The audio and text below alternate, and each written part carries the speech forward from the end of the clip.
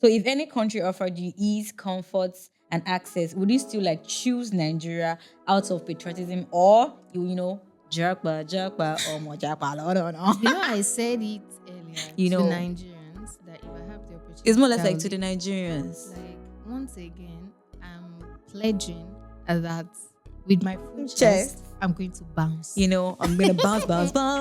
I might come back. Yeah, to do one or two things. But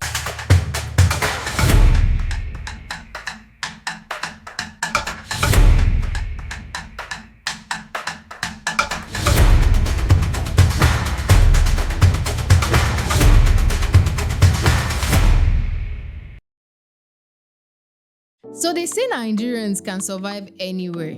Yes, we all know that. From sleeping on the streets in Russia to deserts in Dubai.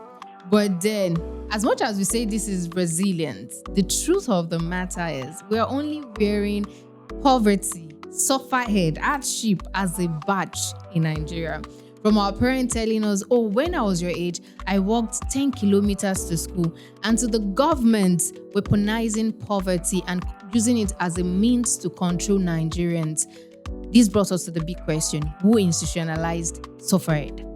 Was it the government? Was it our parents? Was it the society at large? I'm Iyabo Ojo, and this is Veegilant Podcast, where we talk civic matters and also talk from other people's perspective. And when I mean other people's perspective, I mean you that you're watching me right now, because it is because of you we are here, and we want to say a big thank you to you for always tuning in and watching on our videos all the time. And I can't do this alone, obviously. I definitely can't do this alone because it will be very boring. So I have with me that person that is going to give me the energy that I really want, who is going to support me, who is going to put that spice to the whole discussion, the melanin goddess herself. Yes, all the way from Ibadan. Like, I brought this lady all the way from Ibadan to come join me on the podcast.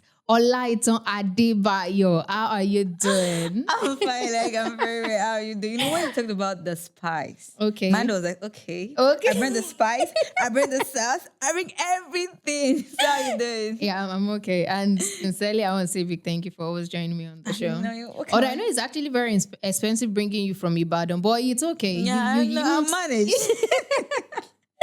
All right, so I said we were talking about we institutionalized Sufferhead. Okay. Last week we talked about Nepo babies and Lapo babies. And we also talked about the fact that, Nigerians, we really do not celebrate the Nepo babies as such.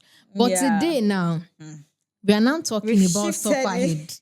It's something that looks like it, but not really like it. Yes, it's something that's entirely the opposite of the old discussion. So, in your own perspective, why do you think Nigerians as a whole, we wear this badge of honor of Sufferhead in the country?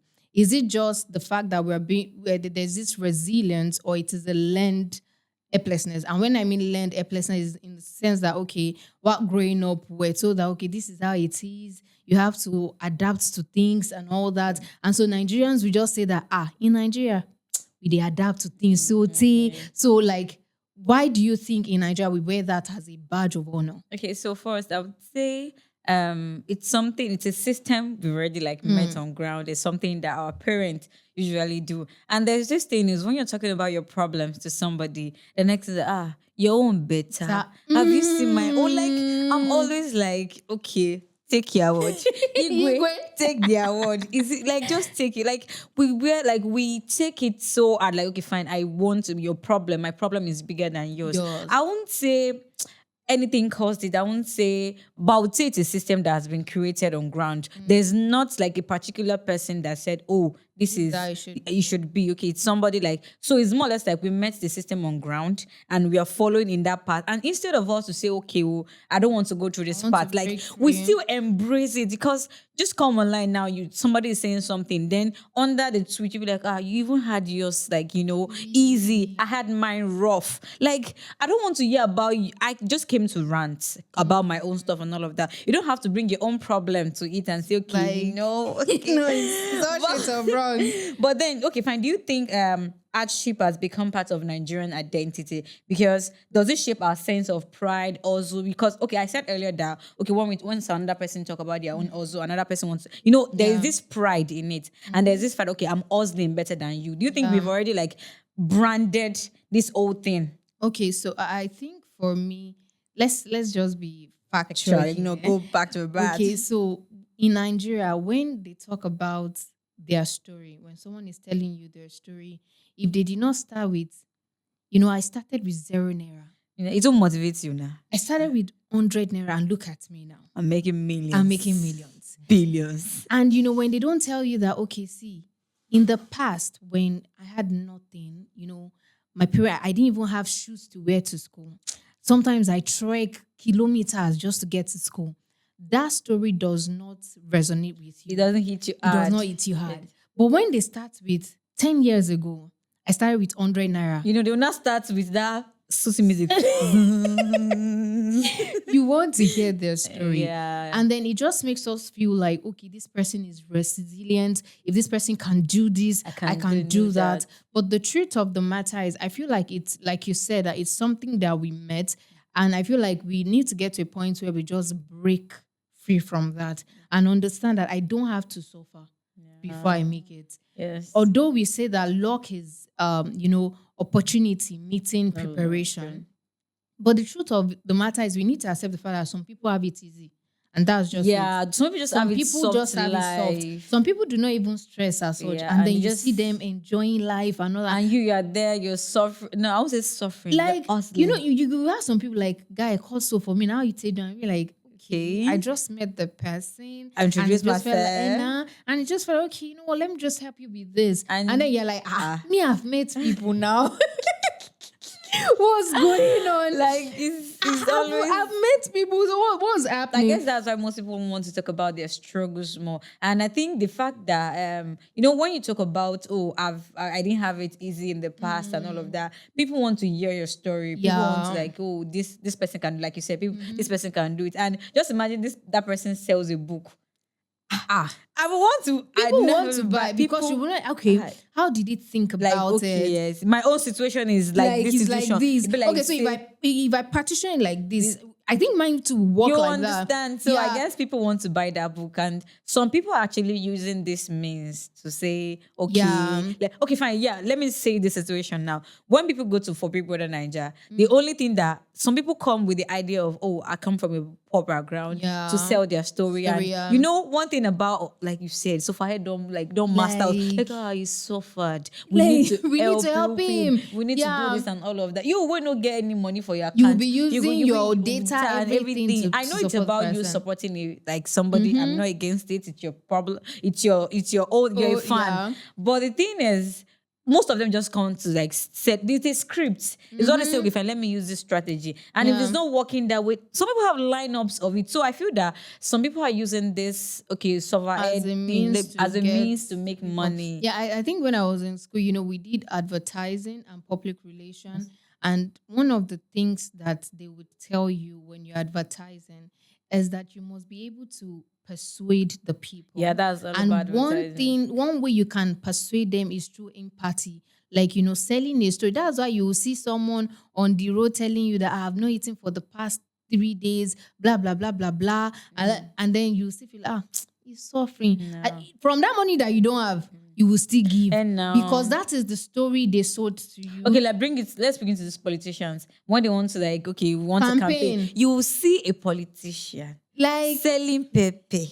Like, no, now, bro. I know you cannot. The moment you get to that seat and all of that, you won't even listen to the cry of the people. Like, you won't want to hear anything because you've already done it. That's why some people find just because of a pan of rice and all of that, don't sell your vote. Vote wisely. And that's why these politicians will come and be like, okay, these hospitals are not so good. We will construct it for you. Funny how they will construct it though. No, but the truth of the matter is when they say that as part of their manifesto, it is not something that we should be happy about. Once you get to that office, those are the things you're supposed to do. But they just use it to sell it to people so that they will start the project.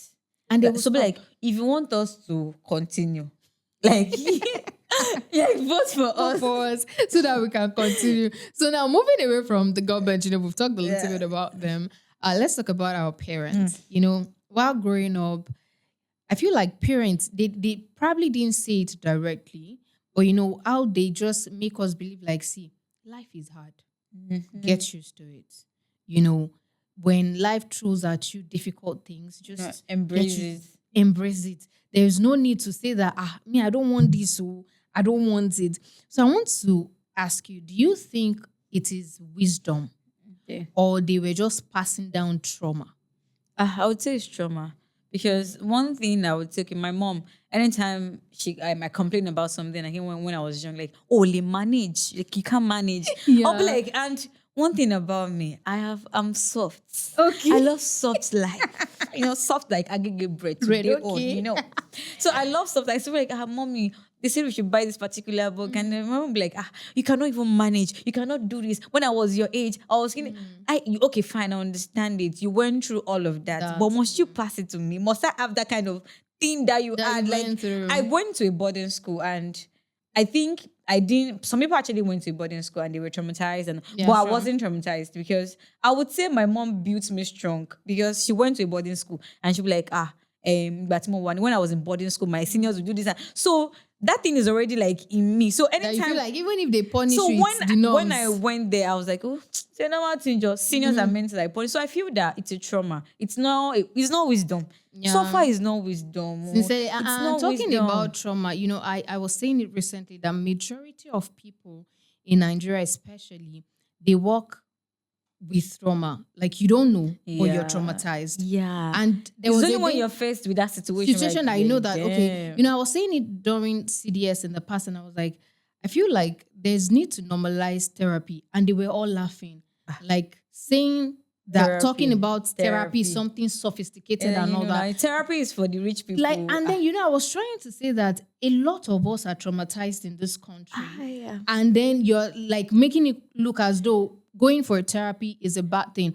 Some people react to things based on their trauma. Yeah, sure. Okay, look at someone that, okay, probably they don't ask for things from probably their man or something like that. It's not because they don't need it, but it is because they just have this mentality that, if I ask, is it not men? They will treat you some sort of way, probably because of what they've seen. Or what they've seen, like, heard online and all of that. So it is either they're trying to protect themselves, and because of that, even if they are pushed to the limits, they don't know how to ask for help. Because they feel like if they ask for help, they will probably not get the right response, or probably because they feel like you're going to make fun of them. I saw a movie where the lady was with a rich guy, and this guy would tell her, whatever you want. Like, okay, just take my card. This guy has been dating this lady for months. He does not know her bank account number. And Sufferhead don't master. And they were like that for a while and all that. And then there was a day that the lady brought in her aunties into the home and all that. And then, they were saying that, you better don't give her your money. She's a gold digger. That's how her mother stole from her father and left him stranded. Yeah. And then that was when the guy realized that, okay, is this the reason why you don't collect money from me? That you even have a child for me. I give you money that, okay, just buy stuff for the child and all that. You'll be like, no, I'm fine. I can sort it out and all that. So it is because you feel that if I give you my money, you might actually like make me go broke or something like that. Guy, I have the money. Spend the money. And then, they had to walk through that. And I just feel like sometimes we don't know it is a trauma. Mm-hmm. You just feel like it's my own normal way of like, I don't like asking. Yeah. But the truth of the matter is you're traumatized. Baby, you're traumatized. And another thing I would say is that, how will I put it? The fact that, okay, fine, we just want to like, deal with it on our own. I don't want to like talk to people. And therapy, it's like a big deal. Sincerely, it's a big deal. Okay, fine. There's somebody like, okay, fine. I think I watched one movie and our dad died. Yeah. And she could not walk for a while. So she had to go see a therapist and all of that. In Nigeria, bringing down. They will say you're doing too much. Like, are you the only one? Are you the only? Are you the only people that lost their dad when they were just fine? They will be linking scenarios that is not me. I'll be like, okay, fine. I am suffering. Let me wallow and let me deal with it. You don't have to like bring other people's stories. Like, it's just like I would say, okay, fine. Like, to answer your question, like it's not just wisdom, and I think it's just dead that idea. And so earlier you were talking about the nepo baby and the lapo baby, and okay, the situation we're talking right now is about Yeah. like the opposite of it. So we talked about nepo and lapo babies last week, and we talked about how people do not give credit to nepo them, yeah. babies. You know, when you say nepo baby is making it big, like privilege, Like, you know, seriously. you're making it eat in your own family. But regardless of their effort and coming into the situation, why do you think Nigerians mock comfort or soft life? Like when you're having soft life, you are being backed by somebody. Somebody, yeah. Especially girls, they'll be like, she has na sugar daddy, babalaye kono follow, you know, that kind of Yeah. thing. So I feel like I said earlier, in Nigeria, when they don't see you sweat, when people do not see But when you, do we want to, like, I'm sorry, but when do we want to like move away from the fact that sometimes you don't have to like sweat it before you make it. I feel like even our generation cannot break that these are our Gen circle. Z. No, they can't. Damn They it. can't break because I feel like it's just inscribed somewhere in your heart where you feel like it's people that have it hard. You know, That make okay, it big. come to think of it, I think Vicky James, when she made it, she did one short movie Yeah. about how she started at Ajegunle. Ajegunle. The truth of the matter is, as much as you want people to see that, oh, I suffered hard, I feel like we need to stay away from stuff like that. When Yes, you now. make it big, Just- do not bring in your past of I suffered. Like, so the Because fact that you're not people even are now normalizing that I have to suffer before I make it. Nah. So I think we need to get to the point where when you want to celebrate your win, celebrate it. you don't have to make a movie. You don't about have it. to make a movie or make it look as though I suffered to get I didn't here. have it I easy. didn't have it easy. And that was why I feel like some people were angry at Femi Otedola because they feel like you had it easy, man. You can't just come here and be telling us about It's how coming to from a make bitter it. space, I It's would coming say. from a bitter space, but I feel like it is because of this situation, because we already feel like, okay, suffering is the basis of making it in life. Yeah, like in Nigeria. In Nigeria, like, yeah. you guys suffer. You have to suffer. My bro, I that is when it worth suffered. it.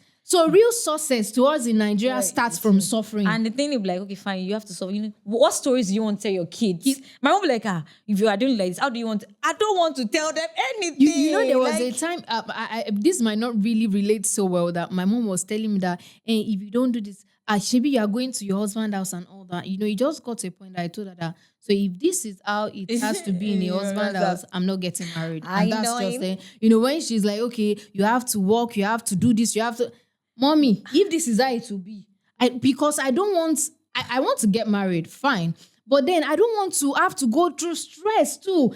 We have to all be comfortable in this and I think together. some people are in their like whatever relationship just because of what their parents told them. I told them, so you have to endure. like, you know, you're in your husband's house. whatever, you have to go through it. Just enjoy it. Your children. My dear. You know that day when I said, you know, if this is it, if I have to, you know, cook when I'm tired, if I have to do this, And that it's a partnership that it's now. like, if he's not saying that I am tired, Yeah. like if he's not saying that I'm tired, and he wants me to, like, no matter what I'm going through, Yeah. he still wants me to, then I'm not ready for marriage. Then, you know, my auntie had to tell her that, okay, you know what, for now, leave her, but Ola, you will get married. Don't worry. And then I feel like since that day, it stopped. Because sometimes when I'm like, okay, I can't pound here, my brother will be like, maybe you will marry. And I'm like, okay. Well, we have do I pounding have yam. to? And now, luckily for us, we have a processor now. We have pound yam. I don't have to Anybody go that through wants that to stress. pound Don't need yam. to say, you want the traditional one, Oga, pound it yourself. That's the sweetest. Like, I still don't understand. Away from I still don't understand that that's the sweetest part of it. But then that's another topic for another day. So I think with all that we've said now, you know, we've talked about how the government weaponized all of this. Yeah. We've talked about our parents. Yeah, because we can never.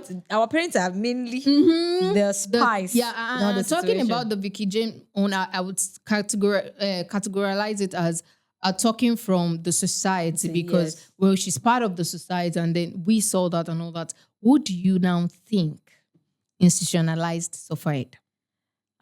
That's like a whole lot. We've Okay. talked about the government, we've talked about the society, parent, we've talked about our parents. I won't say it's the government. I won't say it's our parents, because there's no particular person. There's no particular. I would say the society, because even the society encompasses of our parents, the government and everybody. So I would say It's the society. Like, it's like a normal thing for us to like say, oh, Okay, you Yeah. have to like suffer, you You have have to to like adapt to adapt to the things. situation, like, and all of that before you make it big. Okay. So do you believe that Nigerian government profits from this normalized hardship? And if yes, how exactly? How are they benefiting? Like, it's not like, okay, fine. I wouldn't say they're benefiting from this situation because it's more or less like, okay, you're suffering on your own. It's none of anybody's business. The fact that you're not even making it, it's nobody's loss. Not, So I yeah. wouldn't say they're profiting from everything because even at that, they're still saying, oh, poverty is much in Nigeria. We need to help people and all of that. I wouldn't say they are benefiting. Or do you think they're benefiting? Yeah, I think they are. The reason why I said they are is like you said, the society started all of Right. this. Okay. And because when you're in government, most of the things you used to deal with the people is what's happening in the society, is your understanding of how the society works. So I feel like they just feel like, okay, yeah, these people needs food. These people want a little bit of money here and there. And because they already have that understanding that, okay, this is how it works here, they now make use of the fact that no matter what we do to them, they will adapt. Now let's go back to the Lekki massacre that happened in Yeah. 2020. Okay. When they came in and the government came in with their own plans and all that, Okay. the people stepped back. And I can say ever since then, there's not been major protest in Nigeria. Yeah, it's more like peaceful protest. Is almost like peaceful protest. So I feel like the government already have an idea about how this thing works. And because they have an idea about it, they just make use of it. They know how to like make sure that the people bow to what they want. Okay. That you follow through with what I want. This is how I want it to work. And then we are not so like, I feel like when the inflation thing started, I was expecting the Nigerians go out, protest and all that. But because of the fact that we adapt to things easily, people did Like, not okay, protest. talk about the fuel subsidy when the subsidy When it removal, happened. and we complained. We even That went, was it. and that was it. When we're talking about the what's it called, the changing of the naira, like that one is the most. It's enough for people to come out and say, okay, government, you are doing us wrong. It's still paining me too now because the fact that we are still even using that old naira is the most annoying and the most, I would say, dirty thing because people suffered because of this money, and only Imagine for you want to withdraw 1,000 and you're using 100 naira. Do you know I cried that time because I was doing a business and I wanted to like get something from a driver. So I wanted to withdraw money because I was telling the man, sir, will you collect transfer and all of that? The man was like, I don't collect transfer. Money, sir, the collecting money is very hard. And it was like, I must pay him with cash, and I had to go to the girl. And I think she wanted to give me 2,000 or 3,000 for 500 naira. You know, they said, I think Jesus wept. Ola wept. Ola wept. So I want to collect 2,000. You will now give me 1,500. I cried. The girl was looking at me like this, but she couldn't help. Because I used money to collect it, but I wept. I was like, who sent me? Like, and at that point, I was like, even this business, like even this particular package and this deal that I'm doing right now, there's no gain from it. Like, what's the essence? Like, so makes it more painful, I guess. It's very more painful. So moving on to normalizing Sufferhead and all of that. So we've normalized this jackpot of a thing. Like, okay, fine. I want to jackpot. Anybody you say like this, I just want to jackpot. Like, I'm just I'm gonna get my papers. So do you think we've normalized jackpot as the escape zone right now in Nigeria? Okay, so the truth of the matter is, yes, we have, because majority of people. But wait, have you? Nigerians, yes, I have. The truth of the matter is, if you're talking to someone and they'll tell you, okay, my plan A is, to travel to Canada, but if that does not work, I think I can do Germany. But if Germany does not work, maybe we can try USA. But you know what the problem that's going on now? Let me just look for another country. Let me start leave Nigeria. Yeah, and they'll be like, okay, fine. After I get to that place, I will not be trying to get my papers to go to US. God bless you. And then it's not our fault. Yeah, that's just the truth. If we have a government that looks out for us as much as possible, I feel like people would not want to leave their country. You know what they say about Nigeria? When you want to have that enjoyment that takes you to the peak, you can only have it in Nigeria. Yes. But the truth of the matter is the people in Nigeria want to leave the country. Like, because the rate even at which when people we are want to here, leave, there is no money to To enjoy. yeah. So let me go to that country where everything is boring Yeah. and make that money. Yeah. Like majority will not say that, okay, the truth of the matter is I don't want to stay outside the country for long, so I'll just go there, make money and come back to Nigeria. Easy. But the truth of the matter in all of this is you still want to leave. Everybody want no. I was no. Don't let us generalize it. Some people don't Majority wants to but live. majority like, and Wants to live. I think we like this Gen Z, like Yeah. the next minute after our school, like I'm done with NYSC. I want to do my masters. Yeah. We will not go through masters. My day is not because they want to go back to school. It's not because me. It's not because they want to start. You know how they will say that when I was about to graduate from school, I said, you see, for the next 1 year, anything book, I'm I not don't want gonna to see even it. signboard. But then, this same person that said it, tell the person that, you have an opportunity to study masters outside the country. They'll say, yeah, let's go. When is the exam?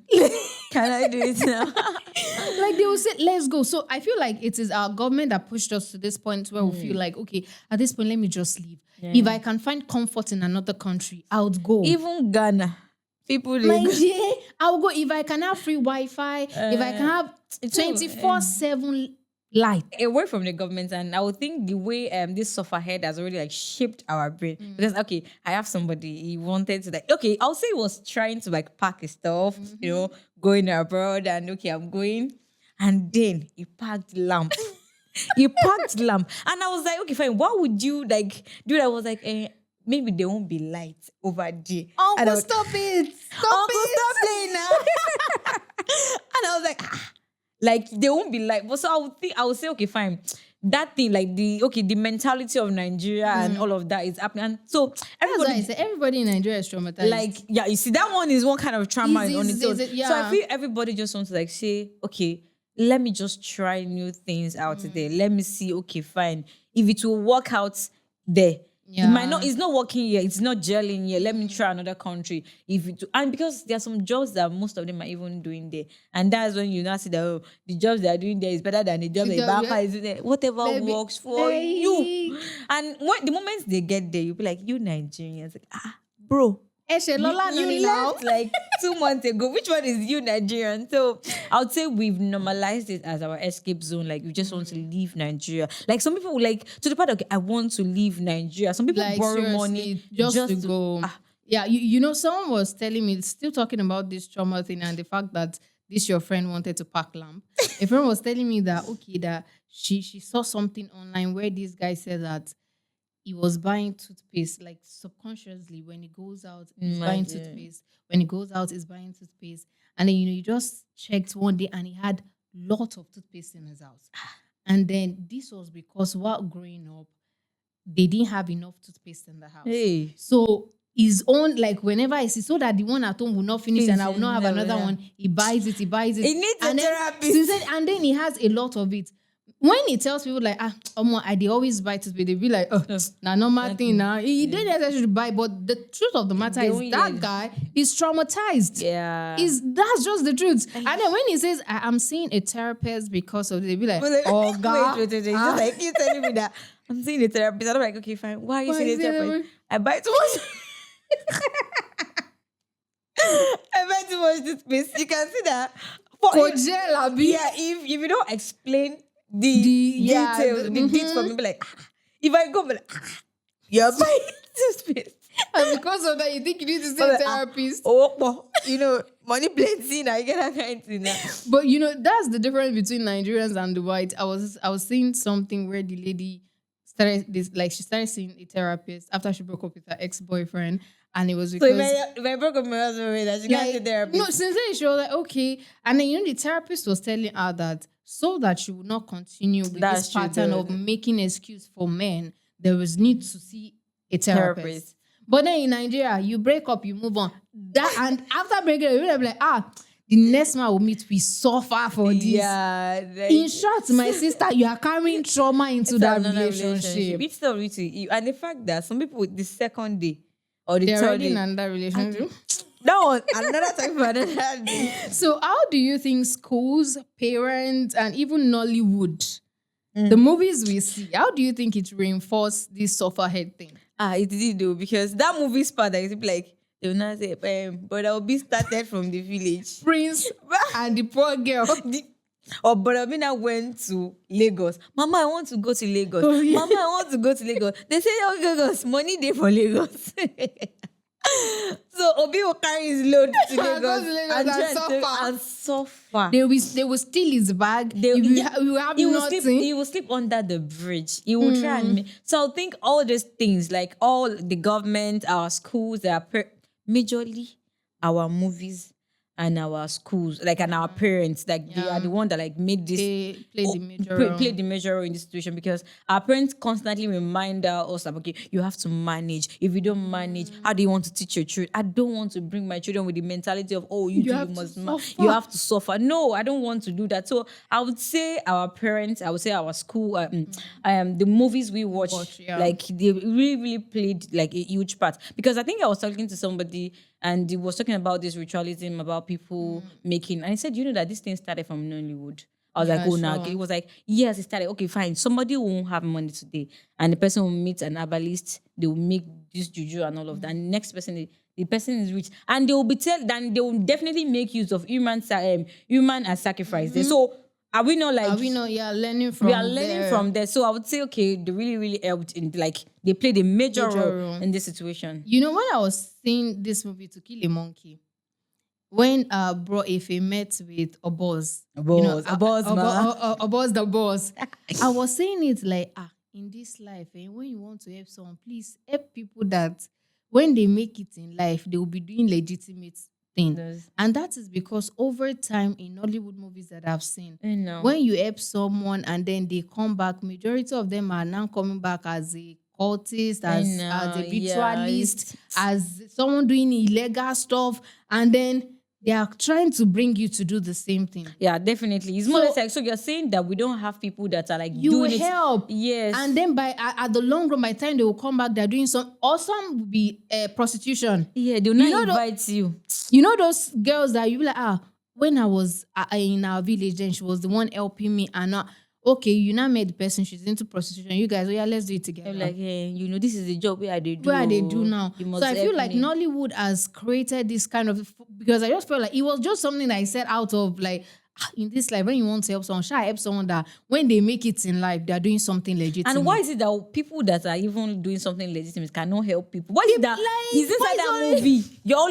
You will center this stuff around people that are not doing legitimate stuff. People that are doing evil, like unnecessary now. It doesn't really, really make sense. So, like, okay, away from all these movies and all of that, if any country, so we are bringing all of this situation back to ourselves. So if any country offered you ease, comforts, and access, would you still like choose Nigeria out of patriotism, or jerkba, or more jerkba?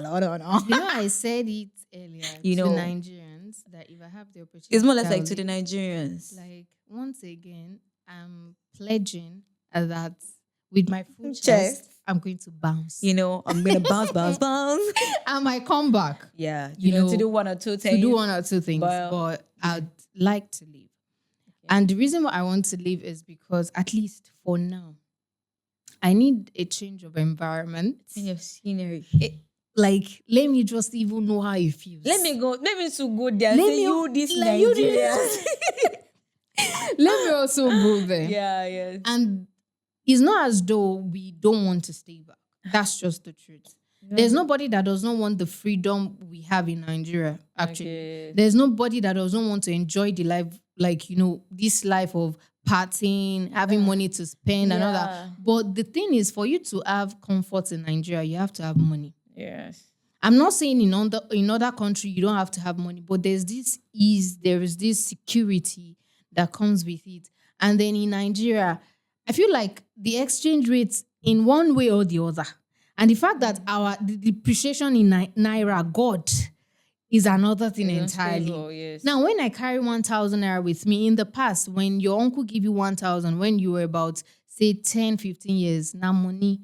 But now, when you give a child 1,000 Naira, it's not like, okay, fine. Once that child buys like 10 lollipop, it's finished. Okay, someone will give you can have this 20K in your account, and you'll be like, that's for the month. And for the month? Yeah, like month. What are you joking with? You just remove 1K. And that's it. And you will sit and you'll be calculating. How did I spend? Okay, I spent it.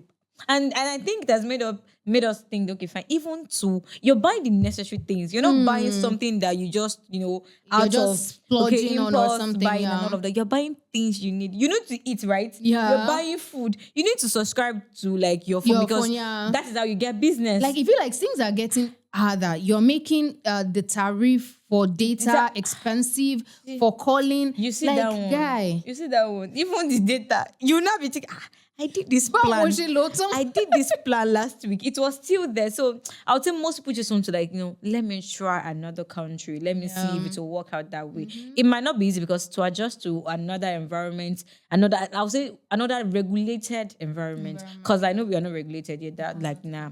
So another regulated environment where okay, you know that this thing they follow process, structure, and everything. It's going to be hard at first. It's going definitely. It's going to be very hard. But then I will adjust. And shebi we go adapt now. We dey adapt. I We go there, go bring adapt my more. adapting skills. I'll take it along with me. All right. So maybe sufferhead isn't just a condition. It is something that was passed down from one generation to the other. And then I feel like we've made use of resilience. We've overused it. But the truth of the matter is everybody deserves ears. Everybody deserves a system that works. And really, there is no need for us to always put it in each other's face that sufferhead is the way to go, or probably telling each other that if you do not suffer, you've not made it. That is not the real success. No, there is need for everybody to understand the fact that I can make money with ease. I can enjoy life with ease without even stressing. But that does not mean you should not work hard. Work hard, make the money, and enjoy it. But it necessarily does not have to come from a sober story. Nobody needs to know that, well, you went through the hardest time. In fact, I think we need to get to a point where we tell people good things and let them know that regardless, you can make it. You can have it easy and still make it, and it's a real success. Let us learn the habit of celebrating people, regardless of being a Nepo baby or a Lapo baby. Everybody deserves to be celebrated. And that is all on today's episode of Veegilant Podcast. But before we go, let me say a big thank you to Olaita Adebayo for joining me on the show. Thank you so much. Banana baby. And also, I want to say a big thank you to you who is watching me right now. Like, we really appreciate you and would like to hear your opinion about this. Who do you think really institutionalized sufferhead? Maybe we've not said your point. Yeah. Well, you can share that with us because we'd like to know who really institutionalized sufferhead in the country. I mean, especially in Nigeria. All right, until the next, do have a great day.